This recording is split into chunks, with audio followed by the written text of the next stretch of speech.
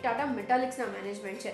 આપણી સાથે કંપનીના મેનેજમેન્ટ संदीप कुमार जोड़ाई चुक्या है आगे रिजल्ट्स के ऊपर विशेष बातचीत करने માટે.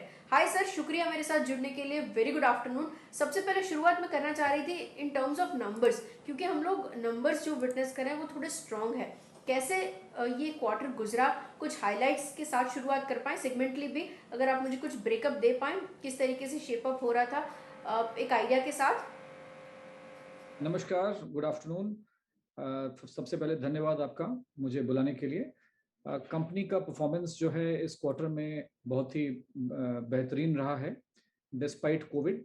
इनफैक्ट कोविड के कारण जो इम्पैक्ट अलग अलग राज्य सरकारों के ने जो लॉकडाउन्स और रिस्ट्रिक्शंस किया था, उसके कारण हमें लग रहा था कि शायद इकोनॉमिक एक्टिविटी बहुत ज़्यादा इम्पैक्टेड रहेगी, और कुछ हद तक ये रही भी. लेकिन परफॉर्मेंस बहुत ही अच्छा रहा. हमारे जो प्रॉफिट बिफोर टैक्स हैं वो 135 करोड़ हुआ है इस बार, जो कि हाईएस्ट एवर है. क्वार्टर वन नॉर्मली एक वीक क्वार्टर होता है डक्टाइल आयरन पाइप बिजनेस के लिए, तो प्रॉफिटेबिलिटी नॉर्मली पहले क्वार्टर में उतनी अच्छी नहीं रहती है.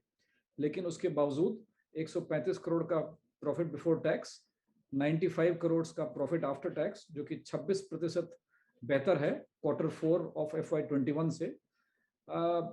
तो ये कैसे हुआ? इसके दो कारण हैं.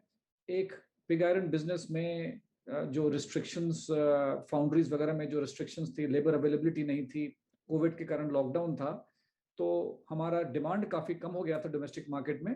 तो हम लोग ने इसमें पिग आयरन को काफ़ी एक्सपोर्ट किया. तो नॉर्मल एक्सपोर्ट हमारा करीब 4-5% होता है.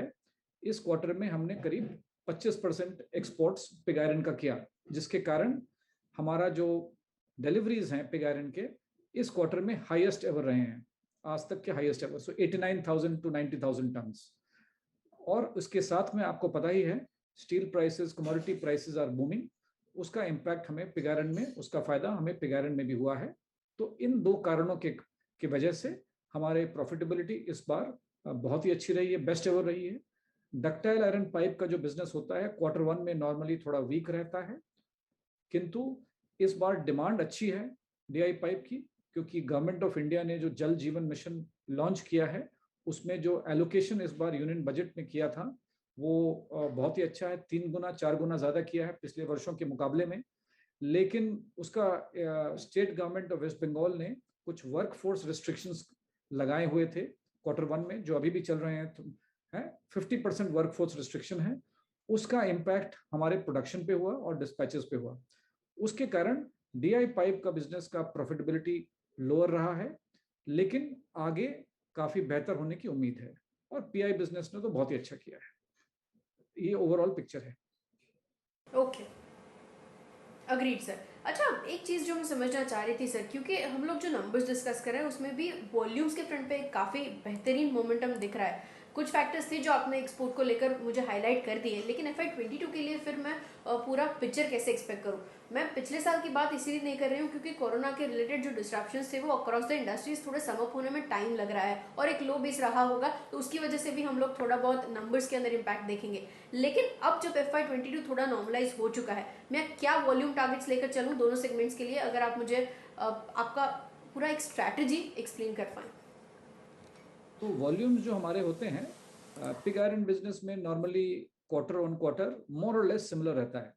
तो आप जैसे इस वर्ष हमने करीब 90,000, इस क्वार्टर में हमने 90,000 टन्स फर्स्ट क्वार्टर में पिग आयरन का सेल्स परफॉर्मेंस रहा है. सो लॉजिकली इसको आप 4 गुना मल्टीप्लाई कर दें तो 3,60,000 होता है. लेकिन there will be some shutdowns, there will be some changes etcetera. तो आप अप्रोक्सीमेटली आप ले सकते हैं कि it is going to be maybe around 80 to 90% of the annualised volume. अगर मैं 90 से मल्टीप्लाई करूं 4 से, तो उसका करीब 80 to 90% डेफिनेटली होना चाहिए. उससे ज़्यादा ही होना चाहिए, कम नहीं होना चाहिए. जहाँ तक DI पाइप बिजनेस का सवाल है, इस क्वार्टर में हमने 50,000 किया, जो कि खराब नहीं है अगर आप पिछले वर्षों से देखेंगे तो, क्योंकि quarter one normally weak quarter होता है. गवर्नमेंट की फंडिंग शुरुआत में थोड़ी स्लो रहती है, प्रोजेक्ट अप्रूवल्स वगैरह के बाद फंड आने में टाइम लगता है. लेकिन हम और ज़्यादा कर सकते थे, मगर कोविड के कारण जो वर्क फोर्स रिस्ट्रिक्शंस लगाया था गवर्नमेंट ऑफ वेस्ट बंगाल ने, उसके कारण हम नहीं कर पाए हैं. लेकिन अगर हम इसको टिपिकली अगर आप देखें, एक कोई भी टिपिकल ईयर में तो करीब 55% टू 60% ऑफ द वॉल्यूम्स जो हैं वो सेकेंड हाफ में होते हैं डीआई पाइप के, और first half is more like 45% और सो। तो आप इससे अंदाजा लगा सकते हैं कि 2 लाख टन के ऊपर तो डेफिनेटली होना चाहिए DI pipe. Similarly pig iron business 3,40,000 3,50,000 के आसपास तो जरूर होना चाहिए।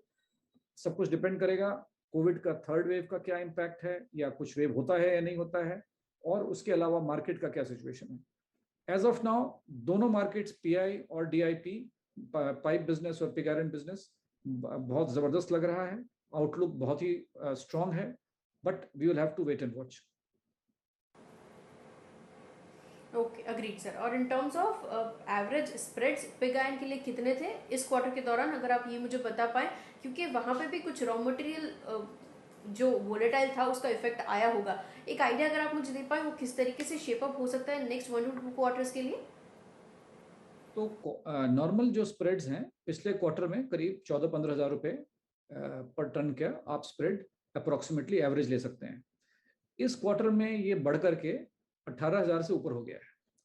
तो स्प्रेड्स काफ़ी इंप्रूव हुआ है। ये थोड़ा सरप्राइजिंग होगा लोगों को, क्योंकि रॉ मटेरियल प्राइसेस बहुत तेज़ी से बढ़े थे इस क्वार्टर में, और उसका इम्पैक्ट लेकिन जो है वो क्वार्टर 2 में आएगा, क्योंकि आपने जो रॉ मटेरियल इंपोर्ट किया है या फिर जो आपने परचेज किया है उसका इमीडिएट इम्पैक्ट नहीं आता है, because first in first out consumption उसके हिसाब से होता है, और बुकिंग भी हमारे अकाउंटिंग भी उसी हिसाब से होती है।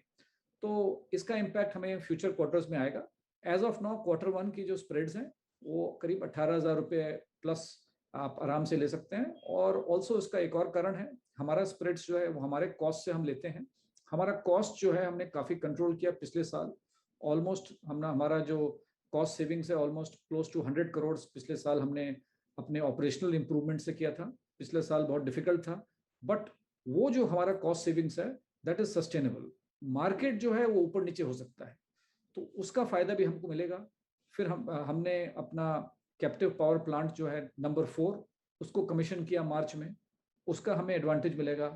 फिर हमारा जो कोक ओवन प्लांट है उसका एक्सपेंशन किया, वो भी फरवरी मार्च में आ गया था, उसका भी कुछ फायदा हमको मिलेगा।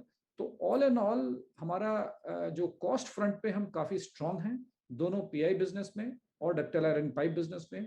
मार्केट ऊपर नीचे जा सकता है, as of now the market is looking very good. So overall I think जो next 2 quarters are looking strong. लेकिन डक्टाइल आयरन पाइप की जो प्राइसेस में जो इंक्रीज हुई हैं, जो हो रही हैं, ऑलमोस्ट 25-30% का इंप्रूवमेंट ऑलरेडी दिख रहा है। उसका इम्पैक्ट आपको दिखने लगेगा maybe towards the second half और maybe the fourth quarter, क्योंकि उसमें थोड़ा लैग रहता है। जस्ट लाइक मैंने रॉ मटेरियल प्राइसेस का बोला, लैग रहता है 1 क्वार्टर का, डक्टाइल आयरन पाइप में लैग रहता है 2 to 3 क्वार्टर्स का। तो उसका इम्पैक्ट आपको बाद में दिखेगा।